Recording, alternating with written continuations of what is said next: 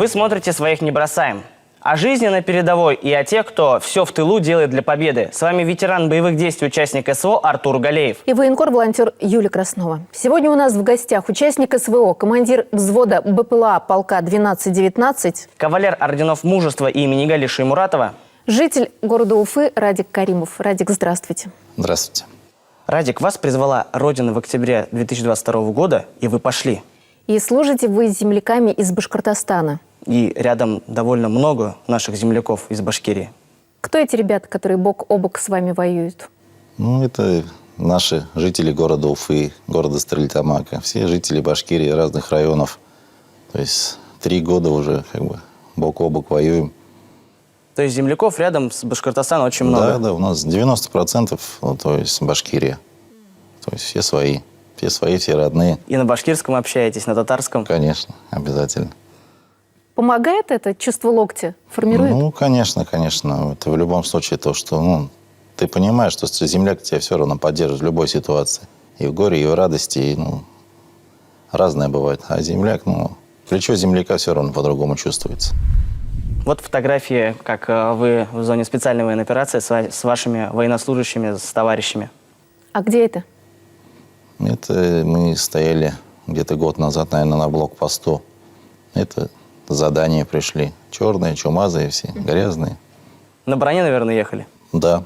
Заезжали на броне, выбирались уже своим ходом. А как там быт налажен? Все ли комфортно, условно? Вполне. Быт налаживаем все сами. Все от нас зависит. Но если хочешь жить в чистоте, в уюте, руки надо приложить, и все будет прекрасно. У нас было все, никто ничего не жалуется. Есть все, что надо. Главное, смекалка. Конечно. Главное, руки и смекалка. А так все есть. Условия военных действий меняются. И наши войска все чаще используют FPV-дроны с оптоволокном. Не заглушишь, не перехватишь? Нет, все действительно ничего не глушится. Прекрасная картинка. Единственное, может быть только обрыв провода, если куда-то зацепится, и все. Но эта катушка очень дорогая. Да, дорого, но зато самое действенное в нынешнее время оружие. Можно сказать, что сейчас 70% боевых действий ведется в небе. Да, я бы даже сказал, 80%, потому что сейчас другая война уже. То есть у кого превосходство в небе больше, тот и выигрывает. То есть это глаза, это ударное оружие. Без этого никак. Все поля, все леса, наверное, просто в линиях от оптоволокна. Да. Она как паутина как там. Паутина, как сетка уже, как бабилеты постоянно. А это не видно глазу? Если его много, то можно увидеть. Оно уже как полотно там лежит. Белое, как паутина, прям на всем поле. Да. Радик, вас несколько раз ранили. Последнее ранение, по итогу которого вы потеряли ногу. Вы долго были в госпитале? В госпиталь я попал 22 февраля. Получил ранение 24 года. И в сентябре я уже был в строю. Вот фотография как раз ваша, когда вы уже на костылях, но красивой, в форме. Да, это я на 9 мая приезжал. Приглашали, я был дома. А как так удалось быстро восстановиться? Не знаю. Врачи хорошие помогли, все быстро. А какой госпиталь был? Сначала я лежал в Подольске, первый госпиталь. Сначала Ростов, там 3 дня перевалочный, потом в Подольск, там я где-то больше месяца лежал. И следующий госпиталь Краснодар, там уже и протезирование произошло. При каких обстоятельствах это произошло? Я про ранение. Боевое задание было вывести командира, который в то время, к сожалению, уже был 200-м. Лежал, можно сказать, на линии соприкосновения с противником. Надо было его вывести. Где-то метров 800 мы уже его оттащили. У нас было 3-4 человека. И буквально не дошли метров 150. Птички опять-таки, коптеры нас увидели, спалили, и начался артобстрел. Нам, ампутантам, непросто. Но с нами, наши семьи, это и есть тот самый надежный тыл, который нас ждет дома, из-за которого мы каждый раз идем в бой.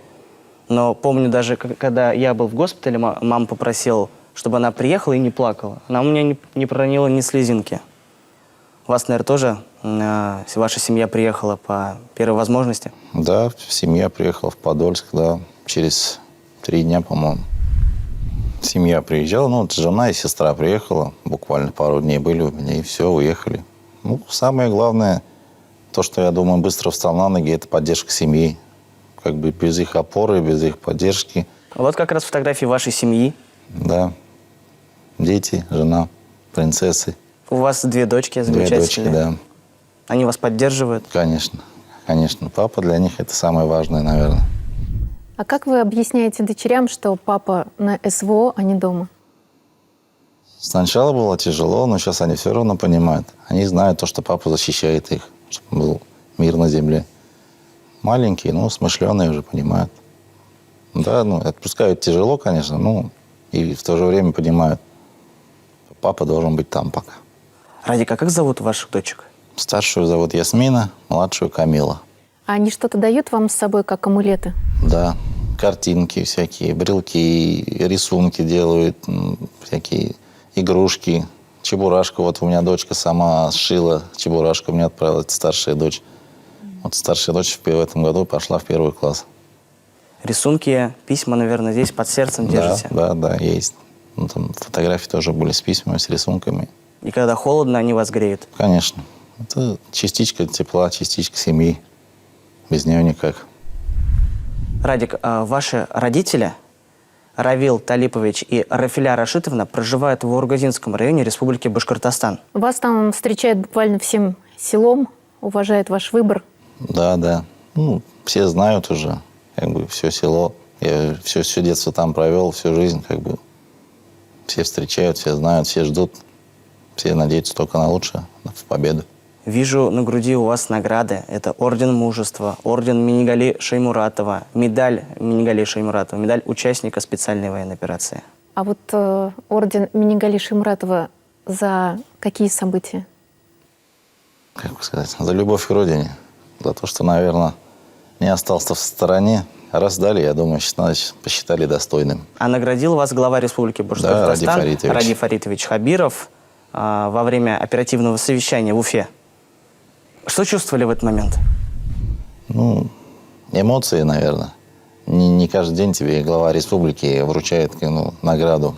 Волнение, эмоции, как бы небольшой страх, наверное, все равно, как бы перед всей республикой. Вся семья, наверное, смотрела прямую трансляцию, волновалась. Да, конечно. У меня дочки постоянно смотрят телевизор. Приятно же, когда отмечают. А Орден Мужества – это после каких событий? Ну, Орден Мужества, как бы это уж не за какое-то отдельное событие. Череда событий, наверное, череда заданий. Все скопилось, ну и вот. А можно сказать, на каких направлениях вы служили? Может быть, в освобождении каких населенных пунктов принимали участие? Ну, мы на южнодонецком направлении, поселок Новомихайловка, где я получил ранение. Победа, Марьинка рядом, Курахово. Вот, обязательно. У вас еще значок члена Ассоциации ветеранов специальной военной операции по Республике Башкортостан. Вы давно в нее вступили? Буквально где-то месяца 2 назад вступил. Это такое боевое братство? Да. Поддерживаете друг друга? Да, конечно. Это, как бы, любая ассоциация, любое братство для нас как бы, боевая семья. У нас есть чат. У нас там больше 500 человек. Мы обмениваемся опытом, помогаем друг другу. Да. Скажите, Радик, вы после ранения могли уволиться и, как это принято говорить, вернуться на гражданку? Почему все-таки приняли решение вернуться на службу? Ну, решение было как бы осознанным. Давно уже это созревало. Я как бы после ранения я сразу понял, что домой я еще не приеду. С первых дней образования как бы нашего полка, батальона я как бы взял на себя ответственность. Как бы я был сначала командиром отделения. То есть вот этих ребят, то, что я должен, как бы я за них отвечаю. Да и они тоже это поддержали. Они тоже сразу это знали. Можно сказать, что командир – это как батя? Да, командир, ты же нас не бросишь. Говорит. Мы, говорит, тебе будем помогать. Мы, говорит, за тебя все будем делать. Ну, это просто поддержка моя. Вторая семья. Да. Радик, а ваш дед участник Великой Отечественной войны. А вы его внук, который сейчас тоже сражается с нацистами ради свободы и независимости нашей страны. Совершенно верно. Я горжусь дедом. У меня и дед, и прадед были участниками войны. Как бы я по стопам деда иду. Он тоже на Втором Украинском воевал. Приехал тоже домой. с победой. Так что я наследник, я должен. Да, в нас не течет оставим. кровь победителей, Да, народа победителей. Победили мы тогда, победим и сейчас. Совершенно верно. У меня в семье все военные, все служили, у нас нету таких. И Чувствуется отец. такая преемственность Да, поколений? да. Давайте вернемся к вашему отпуску. Как удается его проводить? Удается ли отдыхать? Да, отпуск такая вещь незаметная. Вроде только приехал, вроде планов было куча, а уже уезжать.